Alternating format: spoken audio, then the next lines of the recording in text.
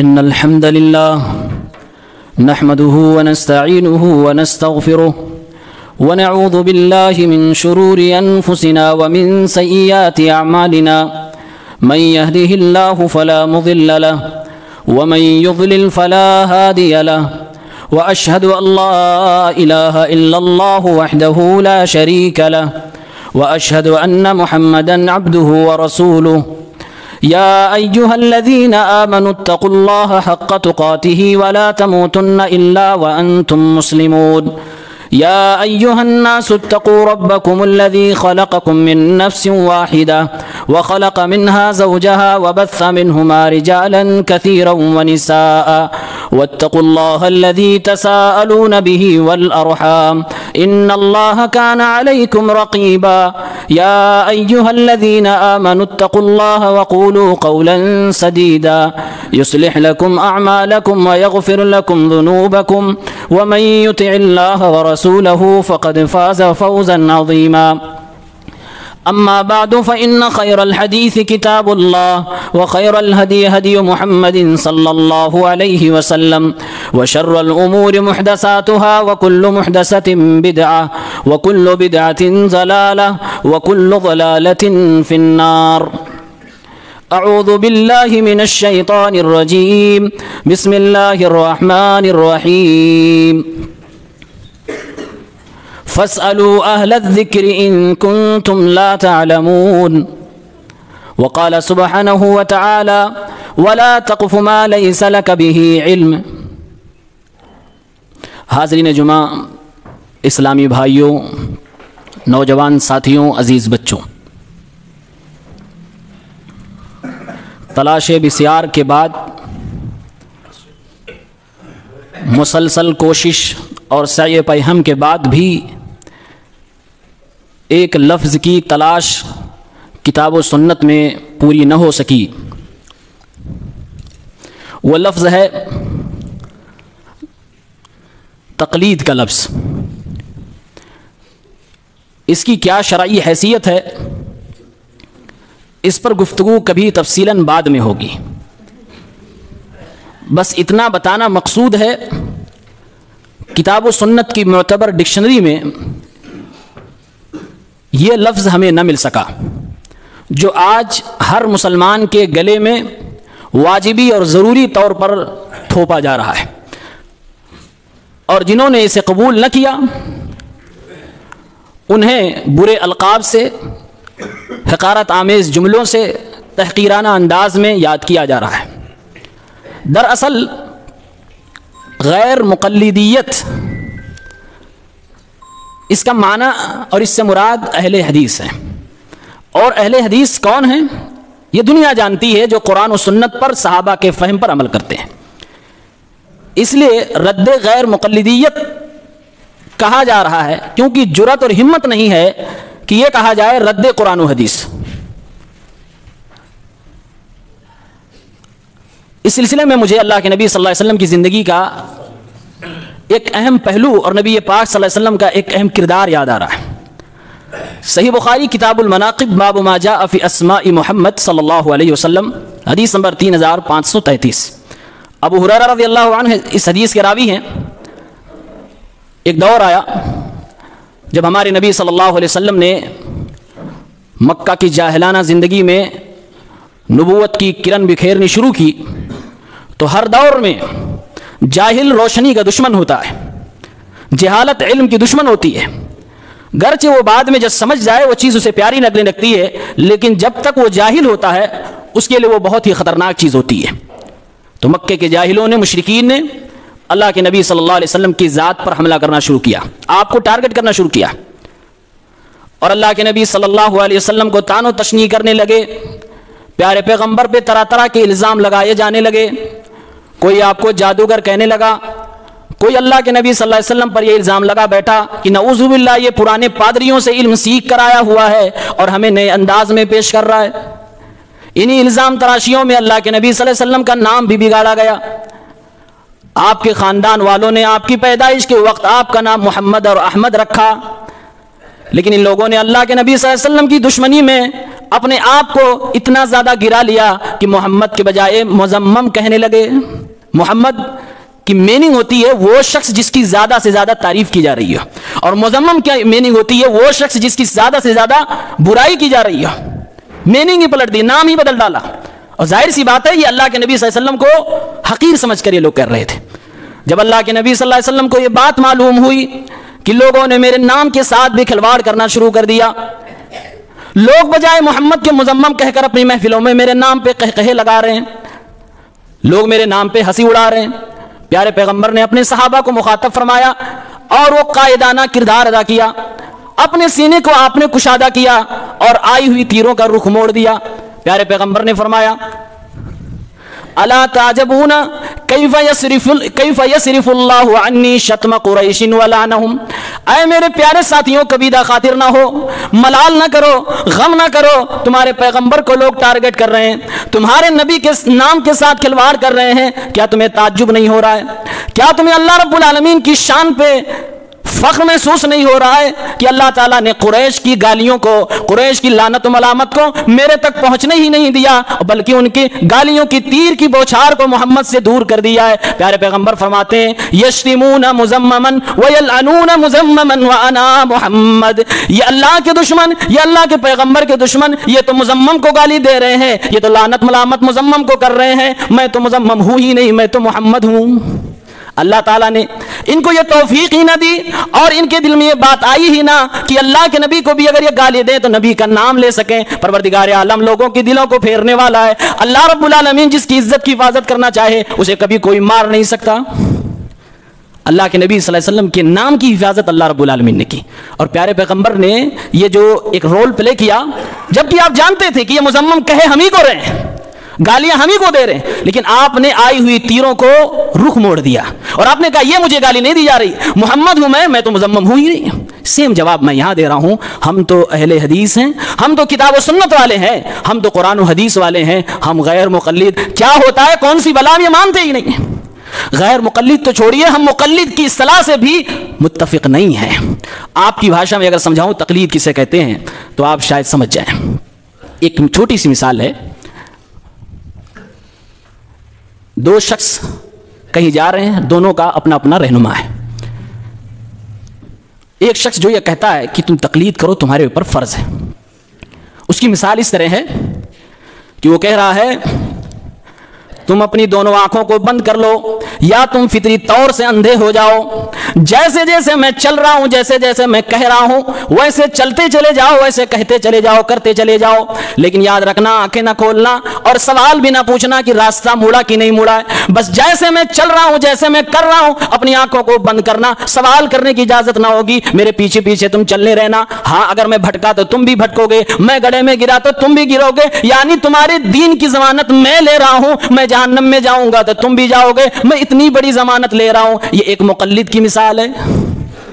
اور ایک دوسرا شخص جو یہ کہتا ہے میں مقلد نہیں، میں متبع ہوں، میں اللہ اس کے رسول کی دلیلوں کو دیکھ کر اپنے دین پر عمل کرنے والا ہوں، اس کی مثال اس طرح ہے، وہ بھی کہتا ہے کہ ہاں جو قرآن و سنت کے جاننے والے ہیں، جو علم کے دنیا کے شہسوار ہیں، جو علم کے اور دین کے ماہرین ہیں، ہم ان کو مانیں گے، ہم ان کی باتوں کو سنیں گے، ہم ان کے علم کا فائدہ اٹھائیں گے، لیکن ہم اپنی آنکھوں کو بند نہ رکھیں گے، ہم ان کے پیچھے پیچھے چلیں گے لیکن آنکھوں کو کھول کے رکھیں گے، ہم سوال بھی کرنے کا حق رکھیں گے، تاکہ اگر سامنے والا جو کہ معصوم تو نہیں ہے، وہ غیر معصوم ہے، جس کو اللہ نے نبی تو نہیں بنایا ہے، وہ اپنی محنت سے اللہ کے دین کا جانکار بنائے، ممکن ہے کہ یہ خود گمراہ ہو جائے، ممکن ہے کسی بہکاوے میں آ جائے، یا کچھ بھی ہو سکتا ہے، یا یہ آدمی یہ انسان اجتہاد کر سکتا ہے، اپنے حساب سے پوری کوشش کرتا ہے، لیکن اس کے باوجود یہ غلط رائے پہ پہنچ جائے، ایسا امکان باقی ہے۔ ایسے موقع پہ میں اس کے پیچھے تو چلوں گا، لیکن جہاں میں اسے بگڑتا ہوا دیکھوں گا، جہاں میں اسے قرآن و حدیث کی راہ سے بھٹکتا ہوا دیکھوں گا، میں اپنا راستہ بدل لوں گا، کیونکہ میری آنکھیں کھلی ہوئی ہیں، میں دوسروں سے بھی سوال کر لوں گا، دوسرے رہنما کے پاس چلا جاؤں گا۔ یہ متبع کی مثال ہے اور وہ مقلد کی مثال ہے۔ اس سے میرے خیال سے آپ کو اندازہ ہو گیا ہوگا کہ اتباع اور تقلید میں فرق کیا ہے۔ اور یہ اصطلاح ہی بڑی عجیب ہے۔ بدبو کی اپوزٹ آپ جانتے ہیں، خوشبو ہے۔ کبھی سنا کہ کسی نے کہا کہ بدبو کی اپوزٹ غیر بدبو؟ رات کے اپوزٹ کیا ہے؟ دن۔ کبھی سنا کسی نے کہا رات کے اپوزٹ غیر رات؟ ہرگز نہیں۔ اندھیرے کا اپوزٹ اجالا، کبھی سنا کہ اندھیرے کا اپوزٹ غیر اندھیرا؟ نہیں، اگر حقیقت بیان کی جائے تو اور زیادہ بھونڈا پھوٹے گا، اور زیادہ قلعی کھلے گی، اس لیے ناموں کے ساتھ بھی کھلواڑ ہوتا ہے۔ لیکن ہمارے سامنے رسول اللہ صلی اللہ علیہ وسلم کا کردار ہے۔ اصل پریشانی کیا ہے؟ ہم نے کسی کی جائیداد پہ حملہ نہیں کیا، ہم نے کسی کی عزت کے ساتھ کھلواڑ بھی نہ کی، ہم تو تاجدار مدینہ محمد الرسول اللہ صلی اللہ علیہ وسلم کے ناموس کی حفاظت کی بات کرتے ہیں، ہم تو اپنے نبی کے گفتار و کردار کی حفاظت کی بات کرتے ہیں۔ اللہ کی قسم، اس روئے زمین پر امام اعظم محمد مصطفیٰ صلی اللہ علیہ وسلم کی سنتوں کا اگر کوئی سب سے بڑا محافظ ہے تو وہ قرآن و سنت کے ماننے والے ہیں۔ اس چمکتی دمکتی دنیا میں جب لوگ اپنے گھر والوں کی سننے کو تیار نہیں، بیوی اپنے شوہر کی سننے کو تیار نہیں، بیٹا اپنے باپ کی سننے کو تیار نہیں، جنتا اپنے علماء کی بات کو سننے کی تیار نہیں، ایسے وقت میں بھی، مادیت پرستی کے دور میں بھی، جب انسان خود اپنے آپ سے بھی بغاوت کر رہا ہو، اپنے رب سے بھی بغاوت کر رہا ہو، اپنے نبی سے بھی بغاوت کر رہا ہو، شرک و بدعات اور رسومات و خرافات کی دلدل میں پھنسا ہو، ایسی دنیا میں بھی ہم اللہ کے نبی صلی اللہ علیہ وسلم کی سنتوں کا پرچار کرنے والے ہیں، ہم اللہ کے کلام کو پڑھ کر سنانے والے ہیں اور ڈائریکٹ دنیا والوں تک قرآن و سنت کا پیغام پہنچانے والے ہیں۔ کوئی ملاوٹ نہیں، خالص اسلام اپنے نبی کا لایا ہوا دنیا والوں کی گود میں پروسنے والے ہم ہیں۔ اللہ رب العالمین ہم سے یہ کام لے رہا ہے، اگر آپ یہ غلطی مانتے ہو تو یہ غلطی ہم قبول کرتے ہیں، اس کے علاوہ ہماری کوئی غلطی نہیں۔ ہم نے کسی کو کبھی مشرک نہ کہا، ہم نے کبھی کسی کی شان میں گستاخی بھی نہ کی ہے۔ یہ الزام بھی ہے کہ نعوذ باللہ ہم نے منبر رسول سے امام ابو حنیفہ رحمہ اللہ کو مشرک کہتے ہیں۔ آپ لوگ گواہ ہیں، کبھی ہم نے ایسا نہ کہا، کبھی ہم نے کسی کے اوپر کفر کا فتویٰ نہیں لگایا۔ کتاب و سنت کی رائے پیش کی ہے، دلیلیں پیش کی گئی ہیں۔ اصل پریشانی کیا ہے کہ ہر کوئی فالوور کا بھوکا ہے، جب گھٹنے لگتی ہے تو انسان کی فطرت ہے، اس کی رگیں بھڑکنے لگتی ہے۔ یہ اس زمانے میں بھی تھا، لوگ گھبراتے تھے کہ مسلمان کیوں بن رہے ہیں، اس لیے دشمنی ہوتی تھی۔ ہم اور آپ کے اندر تو کمیاں بھی ہیں، اخلاقی کمیاں ہیں، ہمارے پیغمبر اخلاقی اعتبار سے بھی نمایاں کردار رکھتے تھے، پھر بھی آپ کے لوگ دشمن تھے۔ تو دشمن ہونا یہ دلیل نہیں ہے کہ آدمی برا ہے۔ کبھی کبھار انسان کی اچھائیاں جب برداشت نہیں ہوتی تب بھی لوگ دشمنی کرتے ہیں۔ اصل پریشانی یہ نہیں ہے کہ یہ حق ہے باطل ہے، ان کو قبول نہ کیا جائے، اصل پریشانی یہ ہے کہ ہمارے اپنے وہ لوگ جو ہمارے پیچھے چل رہے ہیں، جن کی آنکھوں پہ ہم نے پٹی باندھ رکھی ہے اور یہ کہہ رکھا ہے جیسے ہم چلیں گے ویسے تم چلنا، تمہیں حق نہیں ہے سوال کرنے کا، تمہیں حق نہیں ہے اپنے دینی رسومات اور اپنے دین کے کاموں کو کر لے جاؤ بغیر ہم سے پوچھے ہوئے۔ وہ لوگ آج پریشان ہو گئے، جبکہ ایسے لوگوں کو سمجھنا چاہیے آج دنیا پڑھی لکھی ہو گئی، آج دنیا میں علم کا بول بالا ہے، زندگی کے ہر شعبے میں، ہر ڈپارٹمنٹ میں پڑھائی لکھائی اور گیان کا مہتو بڑھ گیا ہے۔ لوگ پڑھائی کی طرف جا رہے ہیں، لوگ جانکاری کی طرف جا رہے ہیں، بغیر دلیل کے، بغیر پروف کے دنیا کی چیزوں میں بھی کوئی اب یقین کرنے والا نہیں۔ دین جیسی اہم اور قیمتی چیز پر کیسے کوئی آپ کی بات مان لے، اور وہ تو قرآن کے مطابق عمل کر رہا ہے۔ قرآن کریم سورہ بنی اسرائیل آیت نمبر 36 اٹھائیں، اللہ تبارک و تعالیٰ نے فرمایا وَلَا تَقْفُ مَا لَيْسَ لَكَ بِهِ عِلْمٌ، اے میرے بندو جس کے بارے میں تمہیں علم نہ ہو اس پہ عمل نہ کیا کرو، اس کی اتباع نہ کیا کرو، اس کی پیروی نہ کیا کرو۔ اور آپ کہتے ہو آنکھ پہ پٹی باندھ رکھو، دلیل پوچھنے کا تمہیں حق نہیں، سوال پوچھنے کا تمہیں حق نہیں، جیسے ہم بتا رہے ہیں ایسے کرتے چلے جاؤ، قرآن کے خلاف آپ لوگوں کو کیوں لے جا رہے ہو؟ قرآن کریم اٹھاؤ، سورہ بقرہ کی آیت نمبر 111 میں اللہ رب العالمین ارشاد فرماتا ہے قُلْ هَاتُوا بُرْهَانَكُمْ إِن كُنتُمْ صَادِقِينَ، اے میرے پیغمبر دشمن آپ کے مخالفین اگر آپ کی مخالفت کرتے ہیں تو ان سے سوال کریے، ان سے کہیے لاؤ دلیلیں اگر تم اپنی بات میں سچے ہو۔ اللہ تعالیٰ دشمنوں سے بھی، مخالفین سے بھی، مشرکین اور کفار سے بھی دلیل کا مطالبہ کرتا ہے۔ ایک عالم سے اگر کوئی امتی دلیل کا مطالبہ کر لے تو کون سا گناہ کر بیٹھا، آپ اسے نہ جانے کون کون سی گالیاں دینے لگے، آپ اسے جاہل ہونے کا تانا دینے لگے۔ او میرے بھائیوں، ایسا تو انصاف نہیں ہوتا ہے۔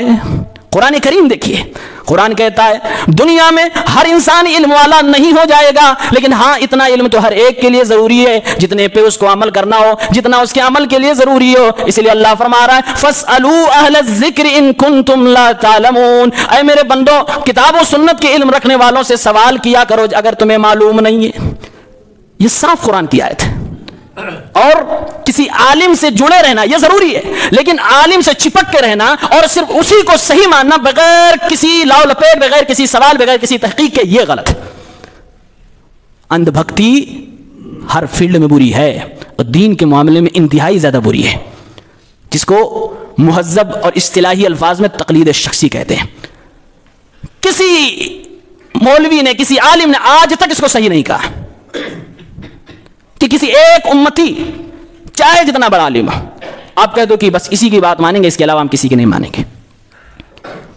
मौलाना अब्दुल हई लखनवी अपनी किताब में लिखते हैं, खुद लिखते हैं, अल्लाह की कसम, ये खुद हनफी थे, अल्लाह की कसम मेरी राय और मेरा अकीदा, मेरा मानना है, मेरे साथियों का मानना है कि इमाम अबू हनीफा रहमहुल्लाह अन्नहु लौ आशा हत्ता दुव्विनत अहादीसु शरिया, अगर वो उस जमाने तक जिंदा रहते जिस जमाने में हदीसों को तदवीन किया गया, हदीसों को मंजर आम पे लाया गया, हदीसों को लिखा गया, ला अखज़ बिहा व तरका कुल्ल क़ियासिन मा काना क़ासा, तो हर उस बात को ले लेते जो कुरान और हदीस के अंदर है और अपनी वो तमाम क़ियास की चीजों को छोड़ देते जिसमें कुरान और हदीस मौजूद नहीं था। ये कौन गवाही दे रहा है अपने इमाम के बारे में? इतना हुस्न ज़न किसको है? ये आज हमें भी है और इन लोगों के जो इंसाफ परवर उलमा थे उनकी भी ये गवाही थी कि अगर वो हदीसों को पा जाते, अल्लाह उसके रसूल के कलाम को पा जाते, तो अपने तमाम तर क़ियास जो कुरान और हदीस से खाली थे छोड़ देते।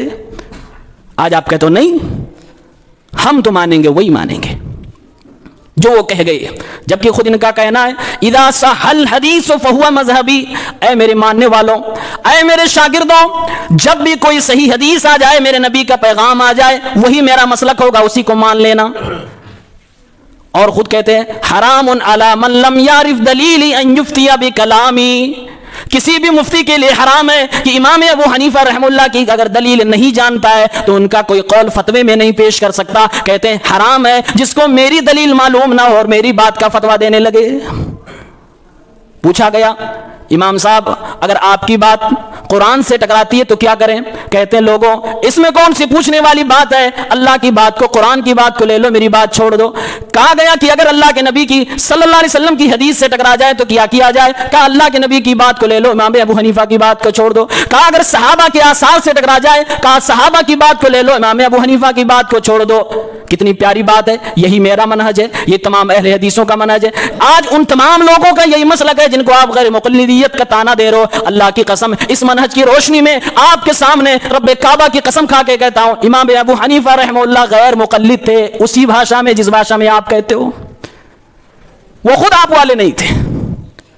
अगर कहा जाता है भाई ये कुरान है, ये अल्लाह के नबी सल्लल्लाहु अलैहि वसल्लम की हदीस है, आप ये मानो, तो आज का जो थोड़ा सा जानकार है, नौजवान है, दीन की गैरत और हमीयत है, वो कहता है गुस्से में, जज्बे में कहता है हम जिसके फॉलोअर हैं, क्या वो लोग घास चरते थे? उन्होंने गीता रामायण पढ़ रखी थी, वो लोग भी कुरान हदीस पढ़ते थे, तो फिर हम तुम्हारी बात क्यों माने? उन्होंने भी कुरान हदीस से इस्तेदलाल किया होगा, तो फिर तुम्हारी कुरान हदीस की दलील में क्यों ले लूं? ये दावा किया जाता है। हकीकत मेरे भाइयों क्या है, दुनिया में कोई भी आलिम जिसके दिल के अंदर अल्लाह का खौफ होगा, उस आलिम के ताल्लुक से आपका, हमारा, सबका यही मानना और हुस्न ज़न होना चाहिए कि वो जानबूझकर अल्लाह के नाम पे झूठ नहीं बोलेगा, नहीं बोलेगा। और खुसूसन वो उलमा जो इस उम्मत के अंदर एक अबकरी शख्सियत है, जिनकी अजमत और जिनका मर्तबा पूरी उम्मत में मुसल्लम है। इमाम अबू हनीफा रहमहुल्लाह जैसे लोग बड़े आलिम थे, बड़े ज़हीन व फतीन से, उनके बारे में हमारा अपना अकीदा मानना है। अल्लाह रब्बुल आलमीन ने जितना उनको इल्म दिया, कुरान और सुन्नत का इल्म था, कुरान और सुन्नत के इल्म की रोशनी में लोगों को फतवा देते थे। जिन मामलात में उनको हदीसें नहीं पहुंची थी, जिन मामलात में उन्हें अल्लाह के नबी सल्लल्लाहु अलैहि वसल्लम की सुन्नतों का इल्म नहीं था, वहां उन्होंने अपनी राय से फतवा दे दिया। लेकिन साथ में ये फॉर्मूला देकर चले गए, वो लोगों आगे चलकर अगर कोई हदीस मिल जाए जो मेरी इस बात से टकरा जाए तो मेरी बात छोड़ देना, अल्लाह के नबी सल्लल्लाहु अलैहि वसल्लम की बात को ले लेना। अल्लाह की कसम है कल क़यामत के दिन इमाम अबू हनीफा रहमहुल्लाह का दामन पाक होगा।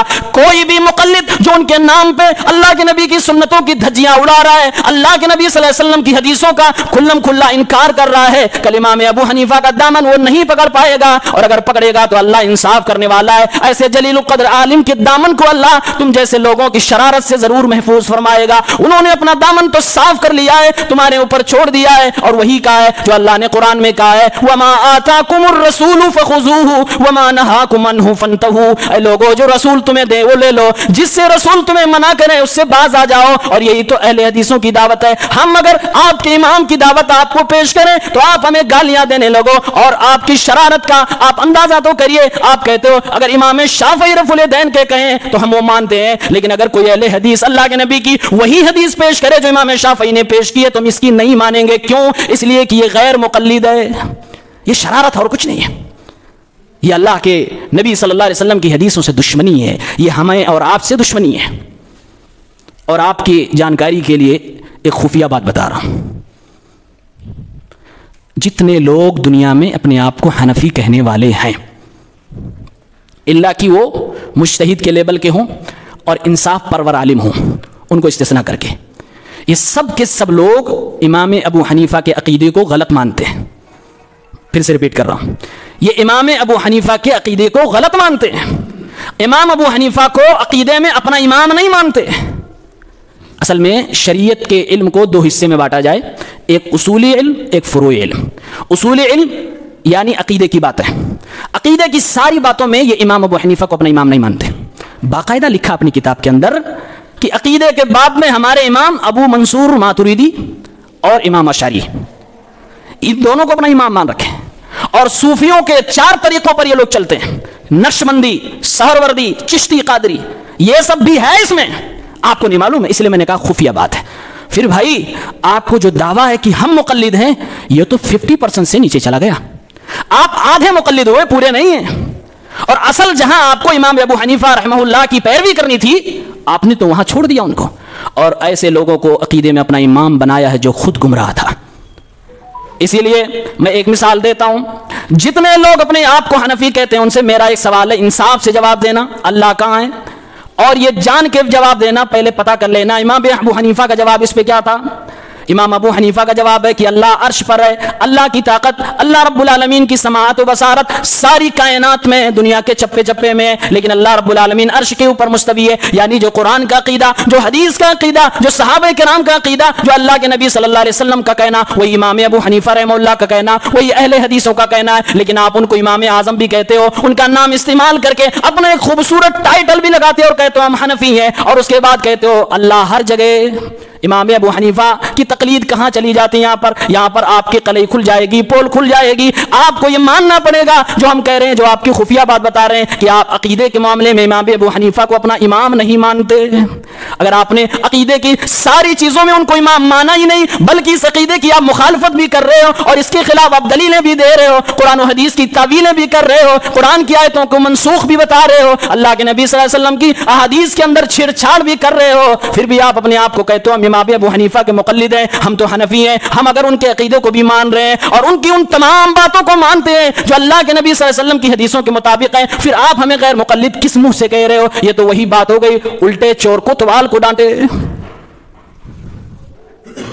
انصاف سے اگر کام لیا جائے سارا راز کھل جائے گا، سارا راز کھل جائے گا۔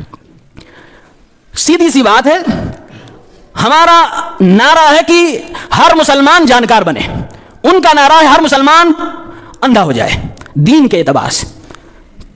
جبکہ ہم جانتے ہیں ایک عالم کی حیثیت سے میں اگر، اور مادہ پرست انسان کی حیثیت سے اگر آپ کو بات کروں، تو ایک عالم اور مولوی کا مالی اعتبار سے اس میں زیادہ فائدہ کہ عوام جاہل ہو۔ میری بات آپ سمجھ رہے ہیں؟ ایک عالم کا مال کے اعتبار سے اس میں زیادہ فائدہ ہے کہ عوام جاہل ہو۔ پھر آپ کو ہم رسم و رواج اور خرافات کے نام پہ خوب کروائیں گے، آپ لا کے ہمیں دو گے، کھلاؤ گے، دعوتیں بھی ہوں گی، لیکن اللہ کی قسم ہے ہم کبھی ایسا نہیں کر سکتے۔ کوئی بھی اہل حدیث عالم یہ گناؤنی حرکت نہیں کر سکتا۔ اس لیے ہم چاہتے ہیں امت کا ہر مسلمان دین کا جانکار ہو۔ الاسناد من الدین، ہمارے اسلاف نے کہا ہے کہ حدیثوں میں جو سندیں ہوتی ہیں جس سے حدیثوں کی پرکھ ہوتی ہے، یہ بھی دین کا حصہ ہے۔ فانظروا عمن تاخذون دینکم، تم جانچ کرو، پڑتال کرو، تحقیق کرو، دین تم کس سے لے رہے ہو۔ کسی بہروپیے سے تو نہیں دین سیکھ رہے، کسی ڈھوکلے باز سے تو نہیں سیکھ رہے، کسی بےمان سے تو نہیں آپ دین سیکھ رہے۔ دین کے معاملے میں ہمیں حساس رہنا چاہیے۔ بھائی نعرہ صاف ہے، ہم چاہتے ہیں آپ متبع بنے، نبی صلی اللہ علیہ وسلم کے پیروکار بنے۔ ہم اپنا فالوور آپ کو نہیں بنا رہے، ہم کسی بھی عالم کی طرف آپ کو نہیں بلا رہے، ہم کسی بھی عالم کا نام لے ہی نہیں رہے کہ آپ ان کے فالوور بن جاؤ۔ ہماری ہر گفتگو میں بس یہی ہے، ہوتے ہوئے مصطفیٰ کی گفتار مت دیکھ کسی کے قول و کردار۔ جب محمد رسول اللہ صلی اللہ علیہ وسلم کی بات ہو پھر آپ کو ادھر ادھر جھانکنے کی ضرورت نہیں ہے۔ قرآن یہی کہتا ہے، اللہ رب العالمین یہی آپ سے ہم سے مطالبہ کرتا ہے۔ فرق آپ سمجھیں، فرق سمجھنا اس لیے ضروری ہے کیونکہ یہاں پر تھوڑی سی ڈنڈی یہ بھی ماری جاتی ہے، بھائی تقلید ہی کو تو اتباع کہتے ہیں۔ فرق ہے بھائی، تقلید کسے کہتے ہیں؟ عالم کی رائے آپ لے لو چلے جاؤ، اور اتباع کہتے ہیں عالم کی بات سنو، پھر اس کے بعد یہ بھی کان لگاؤ کہ عالم نے اللہ اس کے رسول کی بات کو ایڈ کیا یا اپنی رائے دی ہے۔ اگر وہ اللہ اس کے رسول کی بات کی روشنی میں اپنی بات کر رہا ہے، فتویٰ دے رہا ہے، تو یہ اتباع ہے، اس کو ماننا تقلید نہیں کہتے۔ اور اگر وہ اپنی رائے دے رہا ہے جو کتاب اللہ اور سنت رسول اللہ صلی اللہ علیہ وسلم سے خالی ہے، تو یہ رائے ہے اور اس کو تقلید کہتے ہیں۔ اور یہ چیز تو میں اچھی طرح سے جانتا ہوں، بڑی موٹی مثال ہے، کیا مجال ہے کسی مقتدی کی امام صاحب سے دلیل مانگ لے، کیا مجال ہے؟ اور کوئی سوال کر بیٹھے، اوپر سے صحیح بخاری اور مسلم کہ اللہ کے نبی کی حدیث پڑھ بیٹھے، کہہ دیا جاتا بیٹھ جاؤ، تمہیں تو اردو بھی صحیح سے پڑھنا ہی آتا۔ افسوس ہمیں اس پر بھی ہے کہ جس عوام کو آپ ڈانٹ ڈپٹا کر اردو نہ جاننے کی وجہ سے، عربی نہ جاننے کی وجہ سے بٹھا دے رہے ہو، سوال کرنے کا بھی حق چھین رہے ہو۔ اتنی جہالت اگر عوام کے اندر ہے تو کیوں ہے؟ کون اس کا ذمہ دار ہے؟ کس نے ان کو عربی سے دور کیا؟ کس نے ان کو عربی سمجھنے سے دور کیا؟ کس نے ان کو اردو پڑھنے سے دور کیا؟ کس نے ان کو دینی تعلیم سے دور کیا؟ جب اتنی جہالت ہے اس کے باوجود افسوس ہے کہ تم اپنے ممبروں سے جمعے کے دن عربی میں بھی خطبہ دے رہے ہو۔ کیا کہنا چاہ رہے ہو کہ ہم عربی میں دیں گے؟ ہماری عوام کی حالت یہ کہ عربی سمجھتی بھی نہیں، اردو جانتی بھی نہیں، پھر بھی خطبہ ہم عربی میں دیں گے تاکہ تمہیں خود نہ سمجھ آئے۔ اور افسوس کی بات یہ کہ امام صاحب کو خود نہیں سمجھ آ رہا کہ ہم کیا پڑھ رہے ہیں۔ اگر صحیح ڈھنگ کا ہے نا تو اس کو آئے گا، لیکن کچھ ایسے ہیں مجھے معلوم ہے ان کو خود نہیں پتا میں کیا پڑھ رہا ہوں۔ اور آج دنیا کے ہمارے اور آپ کے بھائیوں کا، مسلمانوں کا حال کیا ہے؟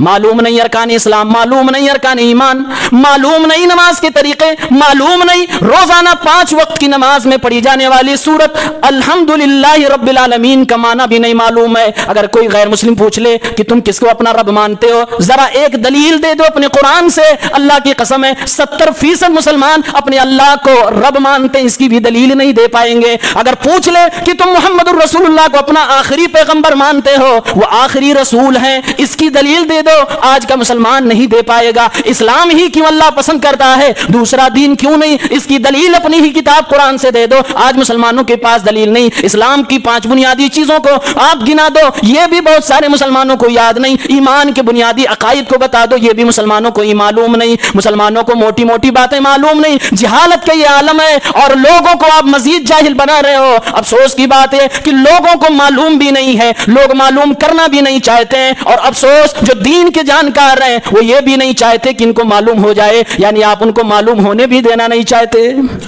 کل قیامت کے دن اللہ کو کیا جواب دیں گے؟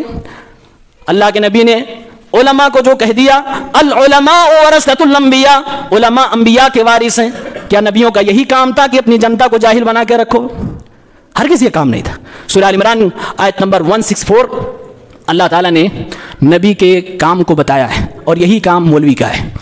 لقد من اللہ علی المؤمنین اذ بعث فیہم رسولا منہم یتلو علیہم آیاتہ ویزکیہم ویعلمہم الکتاب والحکمہ وان کانوا من قبل لفی ضلال مبین۔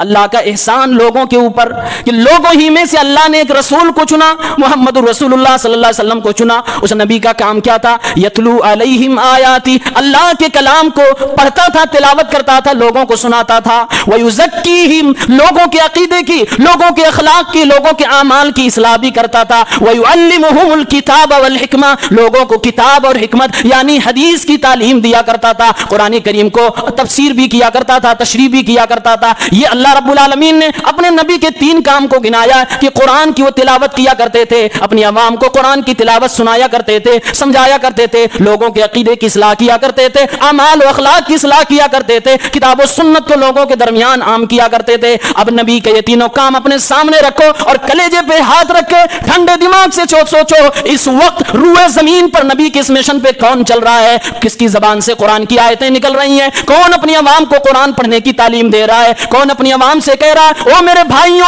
اندھیرے کی زندگی نہ گزارو، کم سے کم زندگی میں ایک بار قرآن کو ترجمے کے ساتھ پڑھ لو؟ کون لوگوں سے کہہ رہا ہے لوگوں اپنے عقیدے کی اصلاح کرو؟ کون مہینے مہینے پروگرام کر کے ہر بار لوگوں سے کہہ رہا ہے اپنے عقیدے کی درستگی کر لو، ایمان کو بچا لو، شرک سے دور ہو جاؤ، تاکہ ذرہ برابر گنجائش تو باقی رہے کہ کل قیامت کے دن جب اللہ کا دربار لگے اعمال نامہ اعمال میں شرک نام کی کوئی چیز نہ ہو، جنت میں جانے کی گنجائش باقی رہے۔ کون لوگوں کو اللہ رب العالمین کا کلام سنا बना रहा है, कौन लोगों को हदीस की बातें बता रहा है, कौन लोगों में हदीस की तालीम को आम कर रहा है और उसमें सही ज़ईफ के दरमियान फर्क कौन कर रहा है। अगर आप समाज के तमाम उलमा पर गौर कर लें, आपको अच्छी तरह से मालूम हो जाएगा अल्लाह ने जो अपने नबी के लिए मिशन दिया था, इस मिशन पे आज कौन अमल कर रहा है और कौन सही अंदाज में नबी के तौर तरीके पे चल रहा है। आज लोगों से जब कहा जाता है आओ कुरान की तरफ, आओ अल्लाह के नबी सल्लल्लाहु अलैहि वसल्लम के फरमान की तरफ, आओ सहाबा किराम के सलफ और सलफ सालेहीन के मनहज की तरफ, लोग कहते हैं नहीं नहीं, लोगों को अगर डायरेक्ट कुरान दे देंगे, अगर लोगों को डायरेक्ट बुखारी मुस्लिम पढ़ने के लिए कह देंगे, अगर लोगों को डायरेक्ट दूसरी सदी और पहली सदी के उलमा के हवाले कर देंगे तो ये लोग गुमराह हो जाएंगे।